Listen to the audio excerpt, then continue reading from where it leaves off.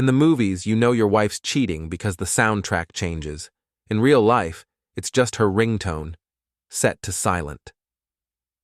Before we dive deeper into this story, I have one small request. Please subscribe, drop a like, comment, and hit that hype button to boost this channel so more people can discover these incredible Reddit stories. My name's Paul Harlan, and I'm 41 years old. I work at Precision Metal Fabrication, where I turn raw steel into custom parts for machinery that keeps half the Midwest running. It's honest work that pays decent money, and it keeps my hands busy enough that my mind doesn't wander too much during the day. But at night, that's when the real work begins. Marta, my wife of 18 years, used to greet me at the door when I came home covered in metal shavings and machine oil. She'd wrinkle her nose at the smell but still kiss me anyway. These days, she barely looks up from her laptop when I walk through the door of our suburban ranch house on Maple Street. "How was work?" she asks, without lifting her eyes from the screen, her fingers dancing across the keyboard like she's composing something far more important than a conversation with her husband. "Same as always," I reply, hanging my jacket on the hook by the door. Made some parts, cursed at some machines, listened to Cal complain about his ex-wife's alimony payments. Cal Morrison is my gym buddy and the closest thing I have to a best friend. He's an ex-cop who retired early after taking a bullet in the shoulder during a domestic violence call.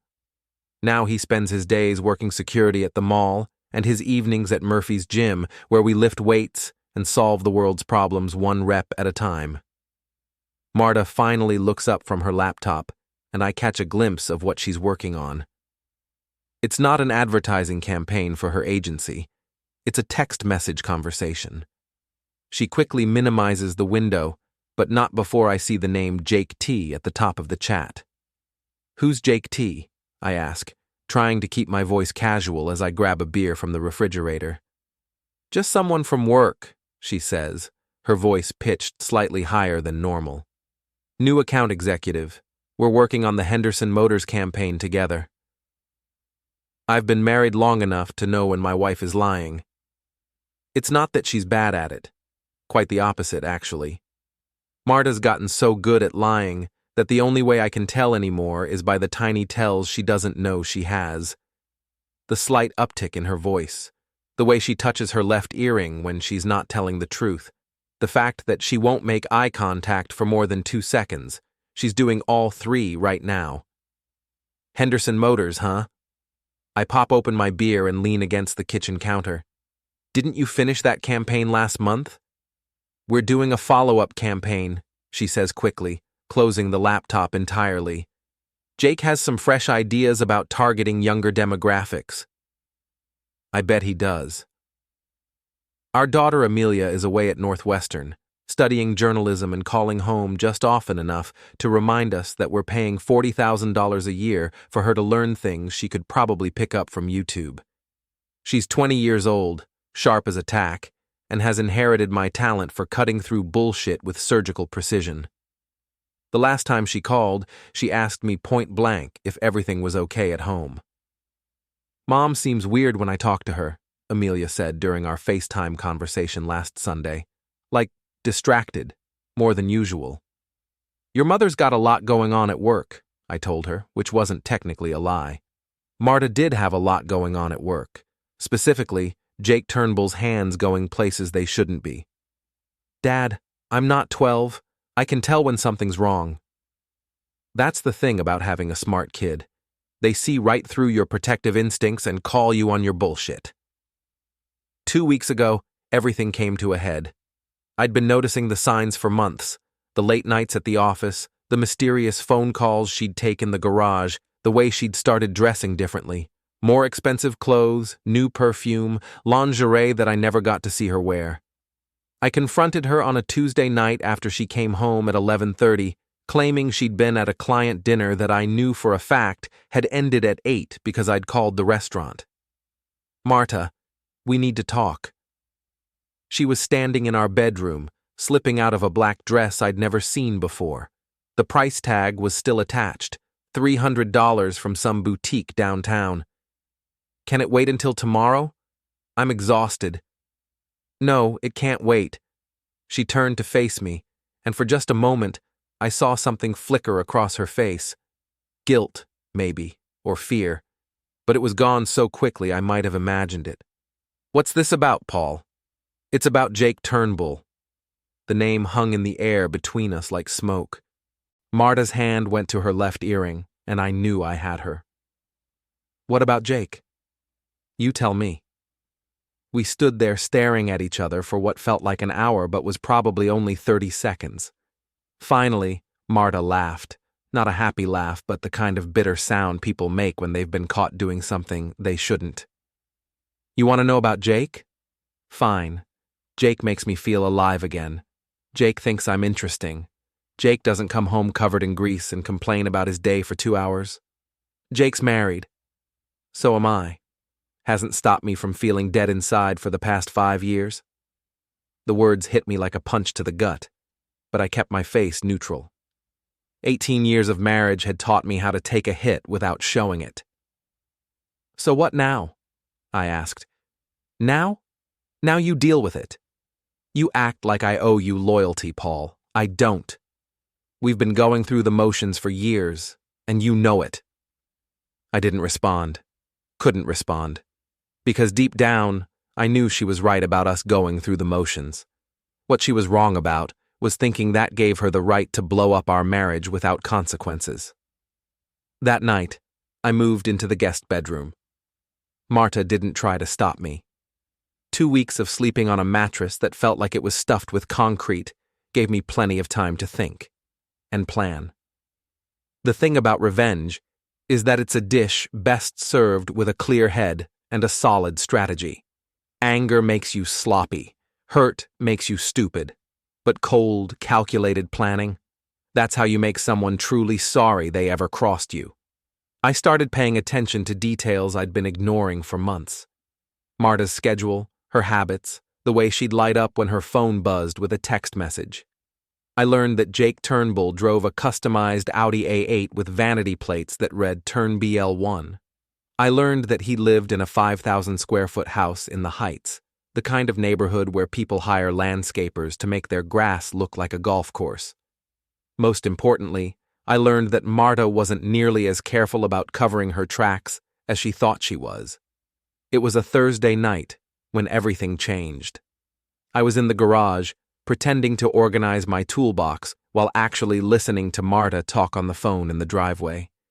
She thought the garage door would muffle her conversation, but she'd forgotten that I'd installed new windows last summer, windows that didn't quite seal properly. I can't keep doing this, Jake, she was saying, her voice carrying clearly through the gap in the window frame. Paul's getting suspicious. There was a pause while Jake said something I couldn't hear. No, I don't think he knows for sure. But he's not stupid. He knows something's going on. Another pause. Your place? Jake, what if Linda finds out? What if... Linda, Jake's wife. I filed that information away for later use. Fine, but this has to be the last time, at least until things cool down.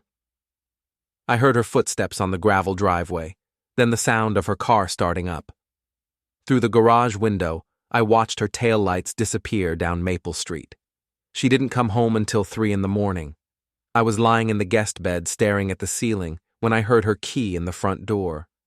She was trying to be quiet, but the old floorboard by the kitchen squeaks no matter how carefully you step on it.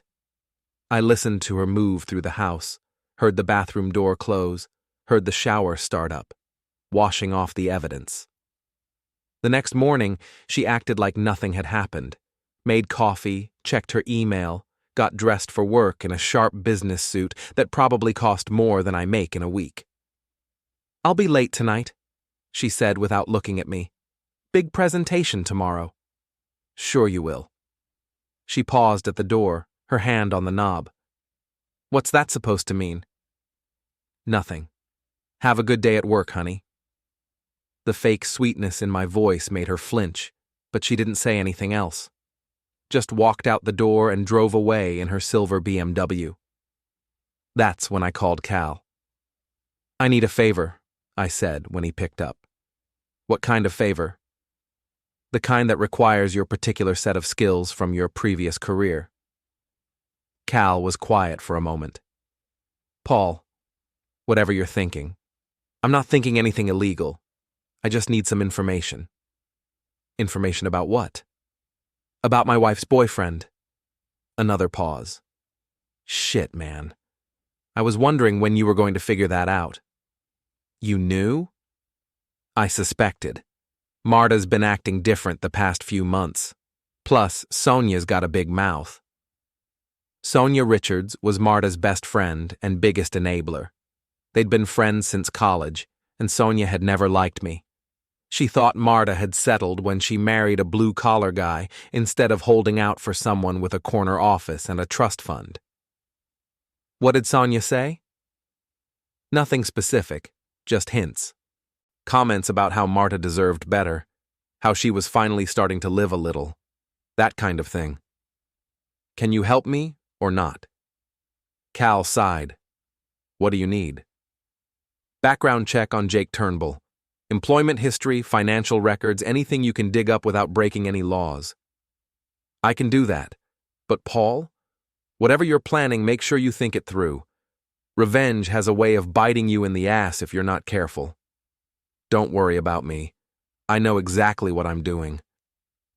That was a lie, but it sounded good when I said it. 3 days later, Cal called me back with Jake's life story. Turns out, Jake Turnbull wasn't quite the successful businessman he pretended to be.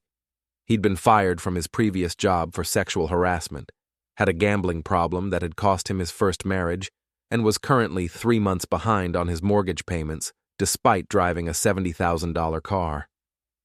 Guy's a walking midlife crisis, Cal said as we sat in his truck outside Murphy's gym. Lives way beyond his means, hits on anything in a skirt, and from what I can tell, he's about 6 months away from bankruptcy. What about his current wife? Linda Turnbull, 42, works as a nurse at St. Mary's Hospital. Married Jake 5 years ago, probably doesn't know about his financial problems or his wandering eye. How can you be sure about that? Because she just bought a new car last month.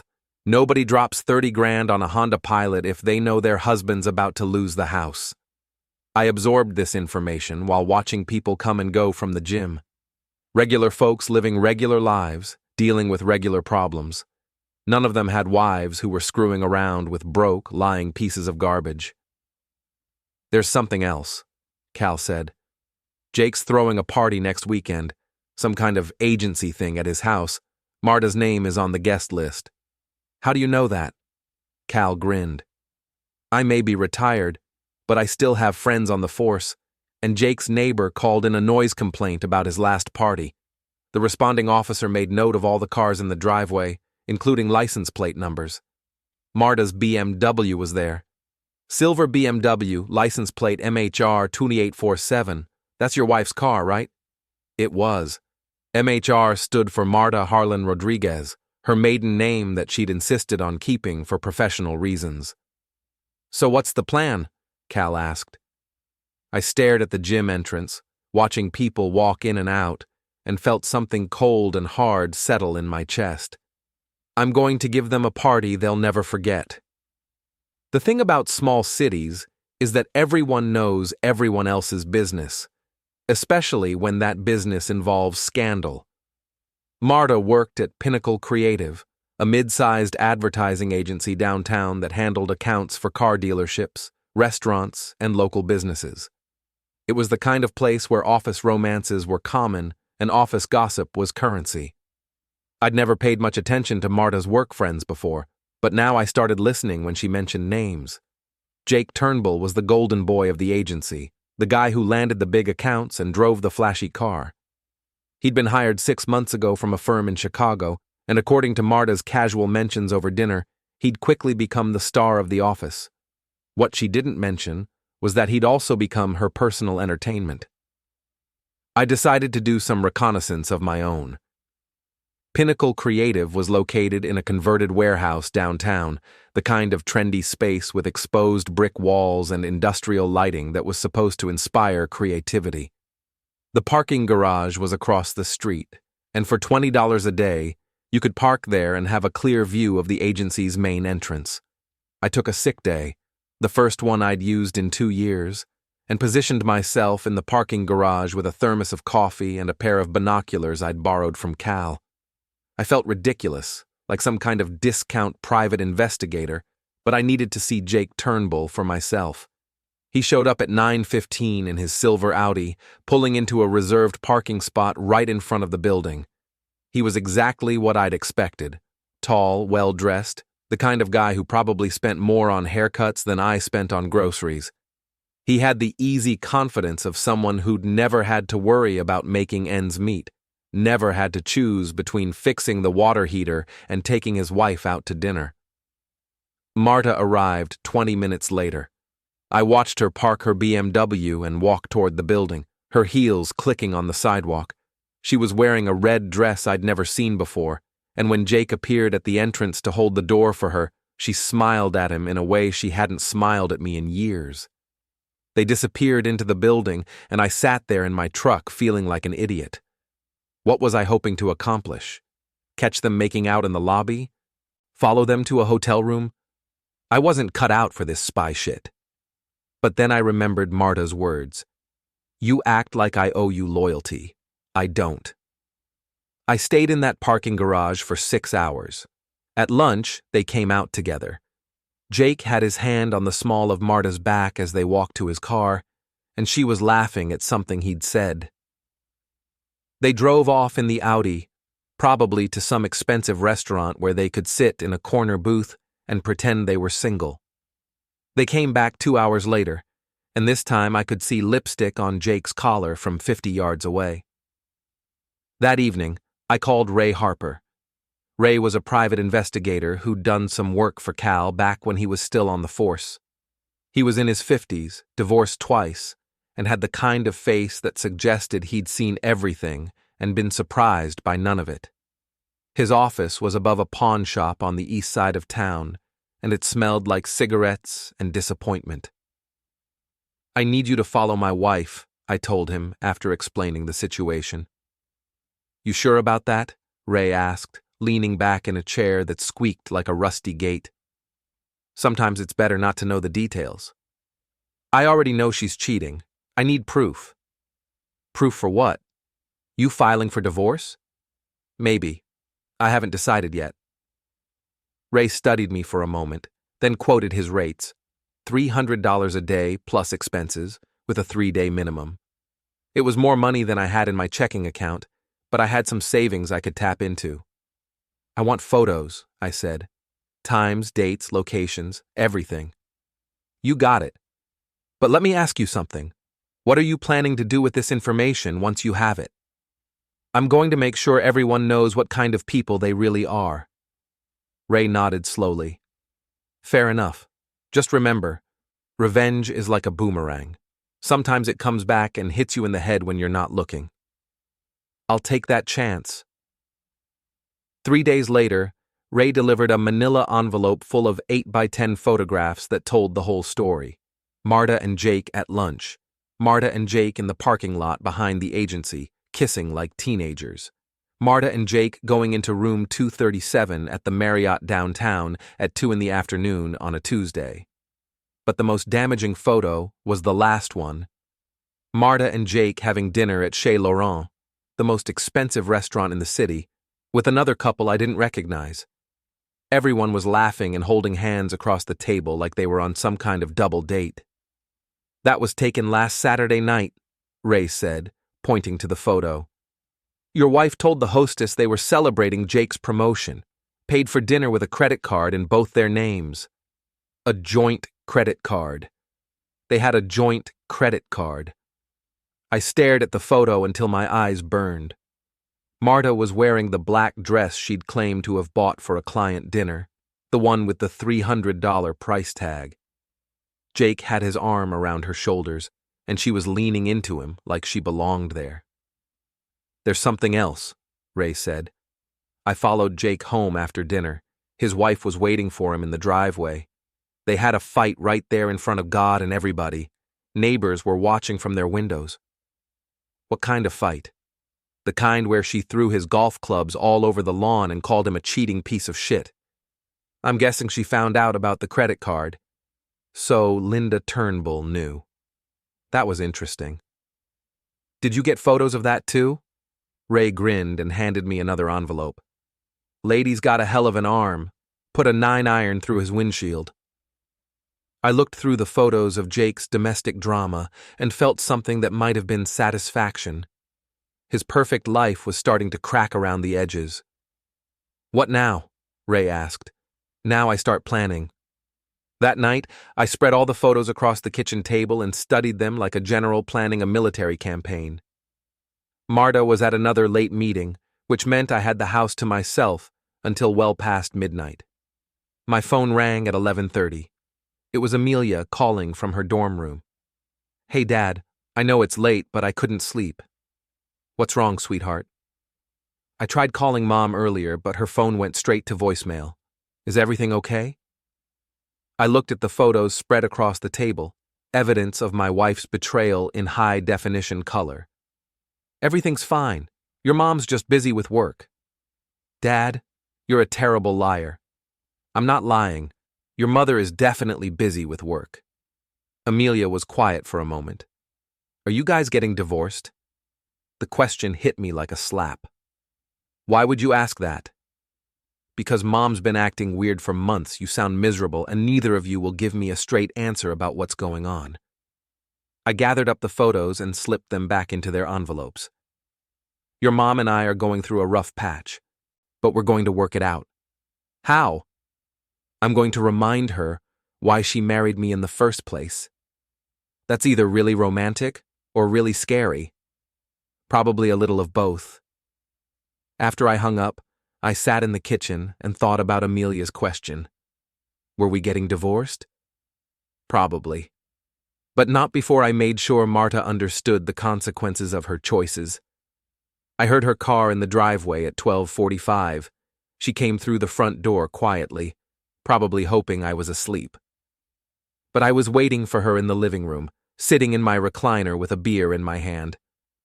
We need to talk, I said. She froze in the doorway, her purse clutched in her hand like a weapon. Paul, it's late. Can't this wait until... Sit down. Something in my voice made her obey. She perched on the edge of the couch, still holding her purse, ready to run if necessary. I know about the credit card, I said. Her face went pale. What credit card? The one you and Jake opened together. The one you used to pay for dinner at Chez Laurent last Saturday. Marta's shoulders sagged, and for a moment she looked older than her 39 years. How did you... Never mind. It doesn't matter. You're right. It doesn't matter how I found out. What matters is what happens next. What do you want, Paul? I want you to end it. She laughed, but there was no humor in it. And then what? We go back to pretending we're happy?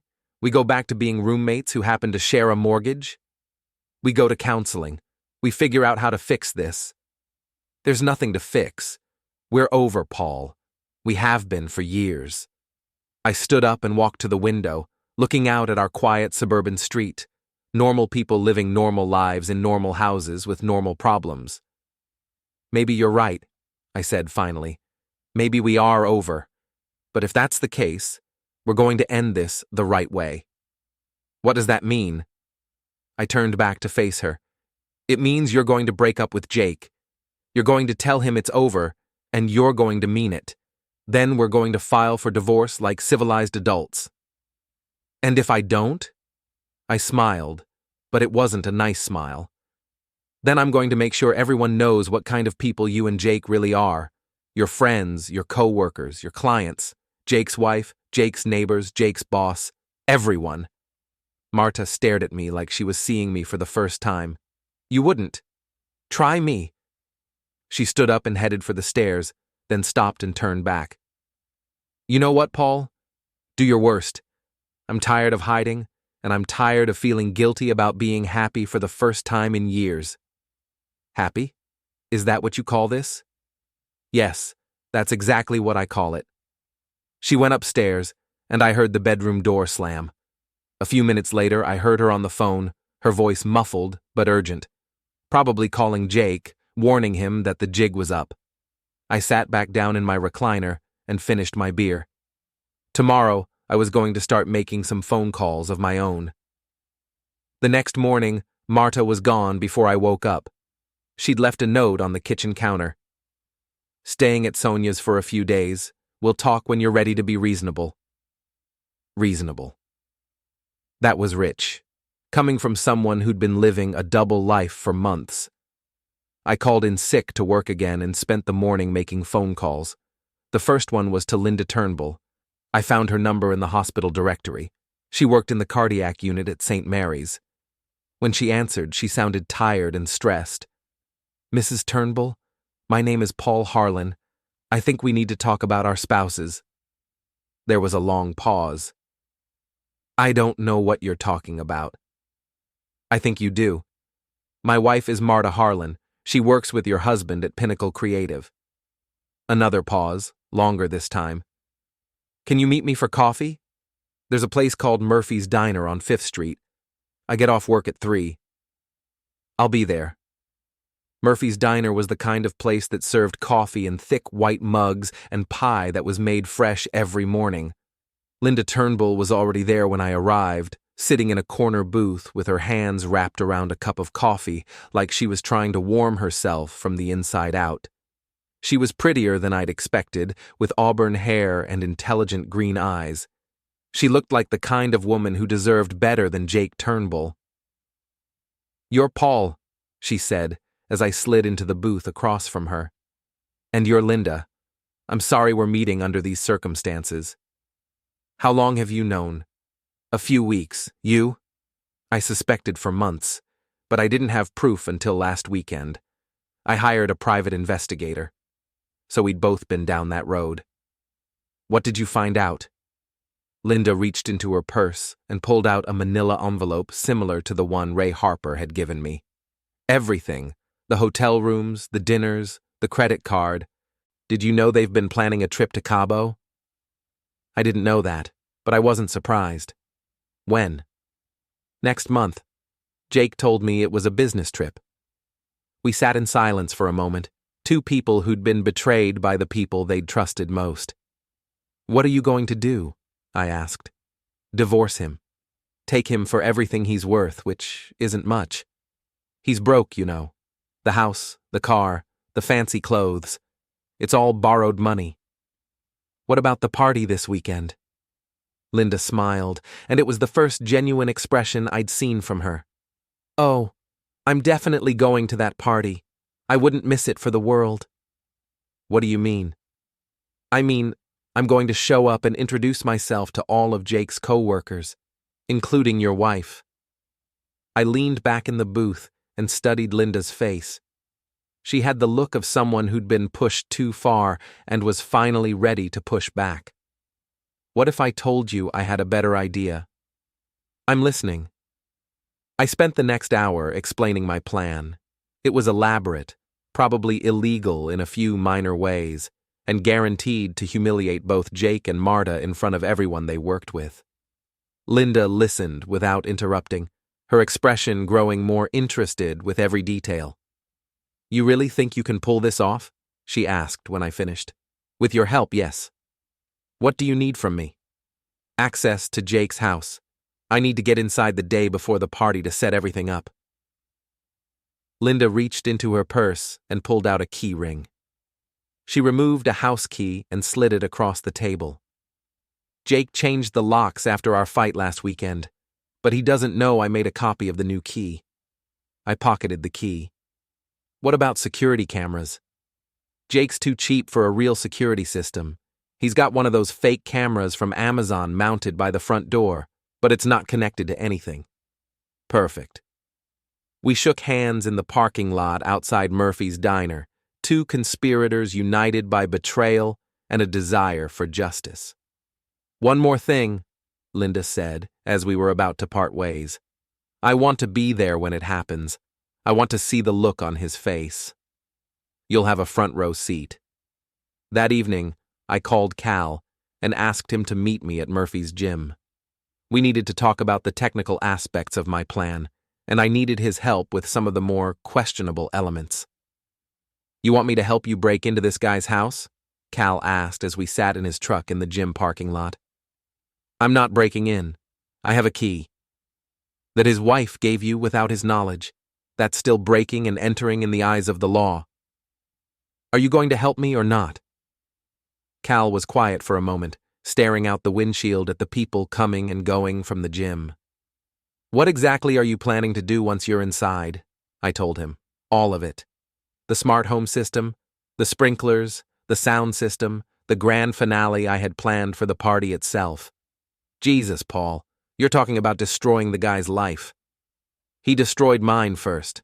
That's not how the law sees it. I'm not planning to kill him, Cal. I'm just going to embarrass him, make him face some consequences for his actions." Cal sighed and started the truck. "All right, but if we get caught, I don't know you." "Fair enough." We spent the next 2 hours driving around Jake's neighborhood, studying the layout of his street and the positioning of his house. It was one of those McMansions that had been built in the early 2000s, all fake columns and oversized windows designed to impress people who didn't know any better. "Security lights?" Cal asked, pointing to the fixtures mounted under the eaves. "Motion activated, but Linda says they're not very sensitive. She used to sneak out to her car in the middle of the night without triggering them." "What about neighbors?" "House on the left is owned by an elderly couple who go to bed at 9. House on the right is a rental property that's been empty for 3 months. Cal nodded approvingly. "You've done your homework." "I learned from the best." We drove past the house one more time, and I felt a flutter of nervous excitement in my stomach. In 48 hours, Jake Turnbull was going to have the worst night of his life, and I was going to enjoy every minute of it. Friday night, I barely slept. I kept running through the plan in my head, checking and rechecking every detail. Cal had helped me acquire everything I needed: a laptop with hacking software he'd gotten from a friend who worked in cybersecurity, a small toolkit for accessing Jake's smart home system, and a few other items that would make the evening memorable. Saturday afternoon, I drove past Jake's house one more time. Cars were already arriving for the party, expensive sedans and SUVs parked along the circular driveway. Through the large windows, I could see people in business attire mingling with drinks in their hands. Marta's silver BMW was parked right next to Jake's Audi. I parked 3 blocks away and walked back through the wooded area behind Jake's house. Linda had told me about the back gate that Jake never locked because he was too lazy to walk around the house to check it. She was right. The gate opened with a gentle push. Jake's backyard was exactly what I'd expected: an oversized deck with expensive outdoor furniture, a hot tub that probably cost more than my truck, and landscape lighting that turned the whole area into something out of a magazine. I could hear voices and laughter from inside the house. The party was in full swing. I made my way to the utility shed where Jake kept his lawn equipment and, more importantly, the main control panel for his smart home system. Linda had given me the access code, Jake's birthday, because he was the kind of narcissist who would use his own birthday as a password for everything.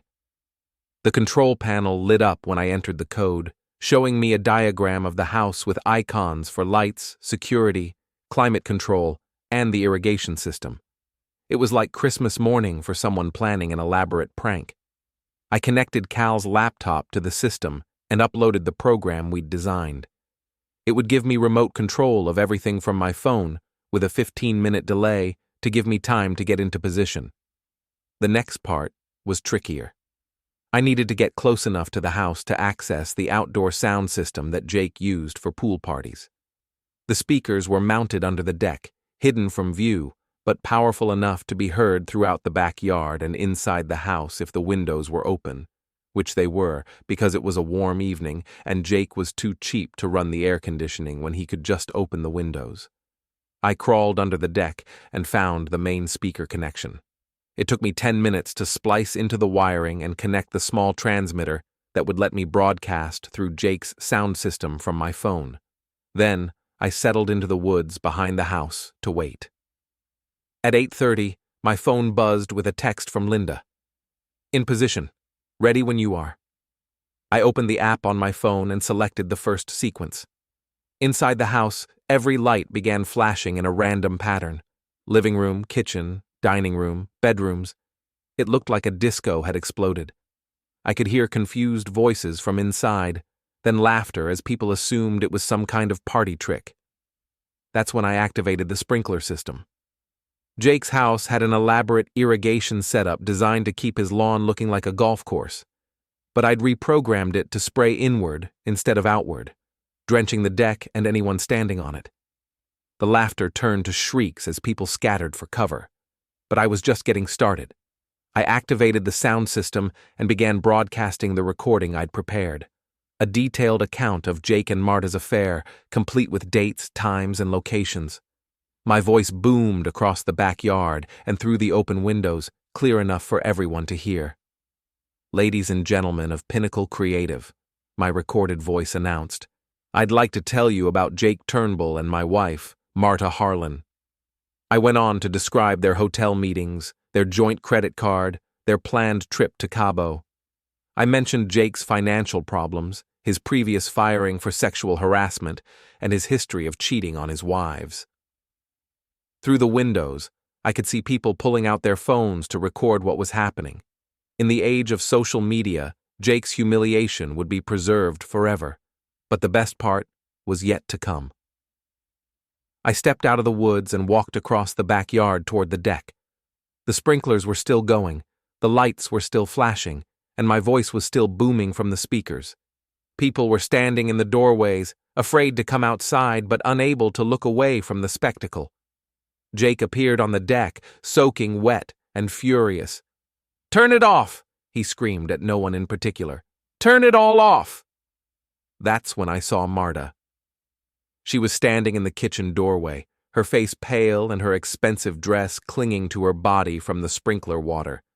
She looked like she wanted to disappear. "Having a good time?" I called out, loud enough for everyone to hear. Jake spun around and saw me standing in his backyard. You did this!" "Guilty as charged." He started toward me, his hands clenched into fists. "I'm going to kill you." "I wouldn't recommend that. You've got about 50 witnesses with cell phones." Jake stopped at the edge of the deck, breathing hard. "You're insane." "No, I'm just a guy whose wife decided she didn't owe him loyalty, so now I'm returning the favor." That's when Linda made her entrance. She walked through the front door like she owned the place, which technically she still did since the divorce wasn't final. She was carrying a large cardboard box, and she had the biggest smile I'd ever seen. "Hello, everyone," she announced to the room full of Jake's co-workers. "I'm Linda Turnbull, Jake's wife.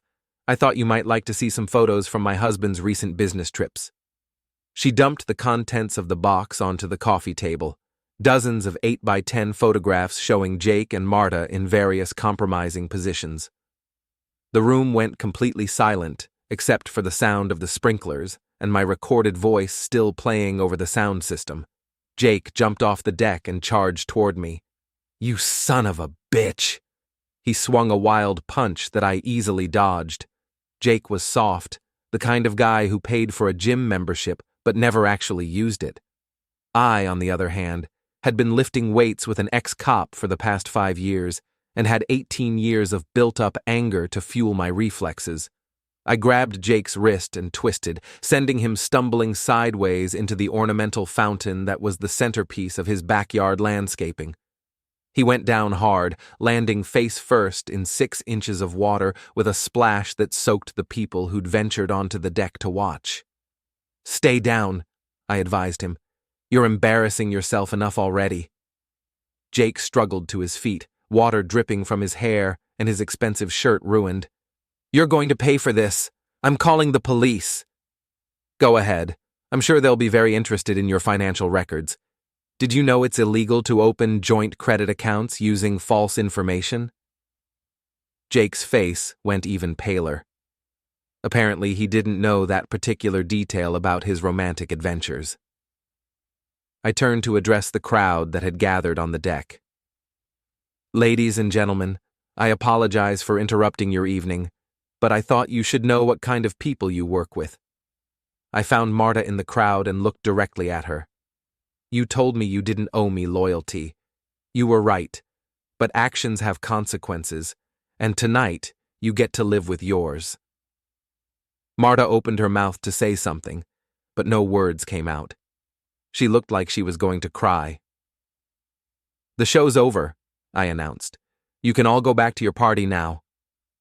I walked toward the back gate, leaving Jake standing in his fountain, and Marta surrounded by her humiliated co-workers. As I reached the edge of the property, I heard sirens in the distance. Someone had called the police after all. But I wasn't worried. I hadn't broken any laws that couldn't be explained away as a domestic dispute, and I had 50 witnesses who'd just watched Jake assault me. If anything, he was in more trouble than I was. I made it to my truck and drove away just as the first police car turned onto Jake's street. My phone rang as I was pulling into my own driveway. It was Cal.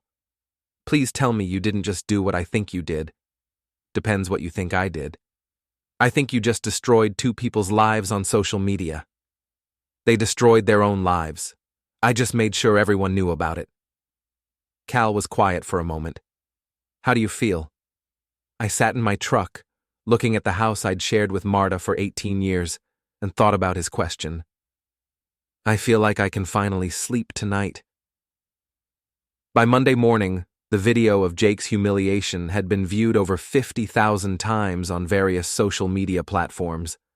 Someone at the party had live-streamed the whole thing on Instagram, and it had gone viral with hashtags like cheating husband and karma is real. Jake's professional reputation was destroyed.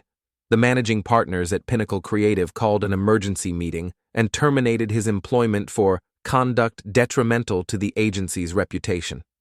The local business journal ran a story about the incident, complete with quotes from unnamed sources describing Jake's history of inappropriate workplace behavior. Marta fared slightly better, but not by much.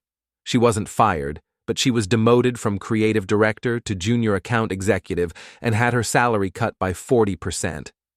The Henderson Motors account, the one she'd claimed to be working on with Jake, dropped the agency entirely, citing concerns about professional standards. I learned all of this from Sonia, of all people. She showed up at my house Tuesday evening looking like she hadn't slept in days. Paul, we need to talk. I don't think we do. I started to close the door, but she put her hand against it. Please, just 5 minutes. Against my better judgment, I let her in. She sat on the edge of the couch, twisting her hands in her lap like a nervous teenager. Marta's a mess, she said. She's been staying at my place since Saturday, and she hasn't stopped crying. That's not my problem anymore. She wants to apologize. She wants to try to work things out. I laughed, but it was hollow. Work things out? She humiliated me for months, Sonia. Made me a fool in front of everyone. She made a mistake. She made choices. Now she lives with them. Sonia studied me like I was a stranger. What you did to Jake was cruel. What they did to us was cruel. I just balanced the scale. She left without another word. I felt nothing as her car disappeared. Wednesday, I filed. My lawyer, Patricia Chen, flipped through the evidence and grinned like a wolf. This will be quick and painful, for her. No alimony.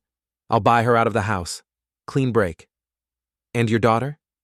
Amelia's old enough to choose. I'd told Amelia everything the night before. She'd listened, then said quietly, I'm proud of you, Dad. For once you didn't let someone walk all over you. Thursday, Marta called, voice shaking. Paul, please, we need to talk. Lawyers talk now. I'm sorry. You're sorry you got caught. I hung up. Friday at the gym, Cal found me. Jake's finished. Linda took everything. He's living above a pizza joint and can't get hired within 50 miles. I racked the bar. Stupid games, stupid prizes. You good? Better than I've been in years. Saturday, A red Mustang pulled in. Jake climbed out looking like a deflated version of himself. "I came to apologize," he rasped. "You didn't ruin my marriage, Jake. You just lit the match after she poured the gasoline. I lost everything. You built the bomb. I just pulled the pin in public." He stared, waiting for absolution that never came, then drove off. I never saw him again. 3 months later, the divorce was final. Marta moved to Denver for a job that didn't Google its employees. She sent a letter begging to stay friends. I used it to start the grill. Christmas was just Amelia and me, best one in decades. 6 months on, I bumped into Linda at the store. She looked tired but free. "Fresh start yet?" she asked. "Not yet," I said, "but I'm not afraid of one's coming." Some lessons you teach quietly, others you teach with 50 cell phones rolling so nobody ever forgets. They both learned, and I finally became the man neither of them thought I could be.